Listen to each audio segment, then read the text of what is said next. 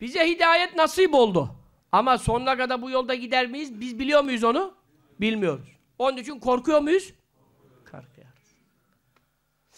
Şimdi bir kısımlarına dalalet hak oldu. Onları da yanlış yolda görüyor muyuz? Görüyoruz. Ama sonlarını biliyor muyuz? Bilmiyoruz.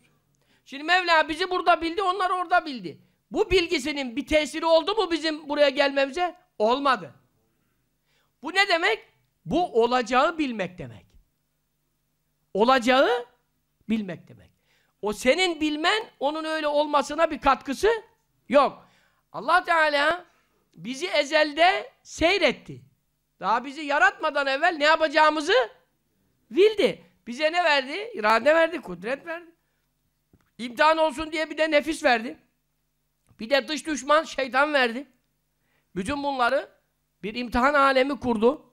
Burada kimin ne yolu seçeceğini bildi. Şimdi bu estaizu billah. İnnehum ittehadü's şeyâtîne evliyâ min dûnillah. Çünkü diyor sebep. Niye bir fırkaya dalalet hak oldu? Niye bir kısımlarının sapıtması kesinleşti? Çünkü onlar Allah'ı bıraktılar, şeytanı dost ettiler.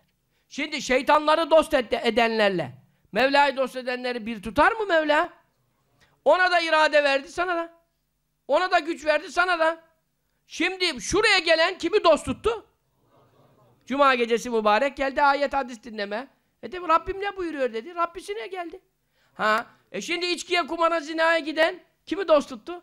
Şeytan dedi ona ki git buraya, sen ne işin var, sohbet, muhabbet, canın çıkacak. Efendim, keyfine bak, çay iç, kahve iç, meyveye, dizi seyret. Deli misin sen ya? O da ona uydu gitti. Şimdi Allah beni de buraya zorlamadı, onu da oraya zorlama. Ama ezelde bilir mi?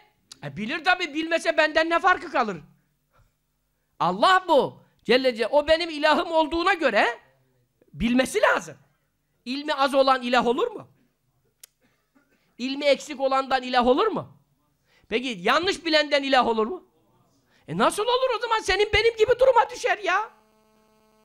Ben de bir şeyi böyle olacak zannediyorum. Yarın tersi çıkıyor. Ne olacak o zaman? Benim işte acizliğim ortaya çıkıyor. Bilgimin yetersizliği ortaya çıkıyor. Rabbim öyle olur mu? Haşa. Ben öyle bir Rabbime inanıyorum haşa. O zaman. Ama o öyle bildi diye biz burada mıyız? Değil. Biz buraya geleceğimiz için o öyle bildi.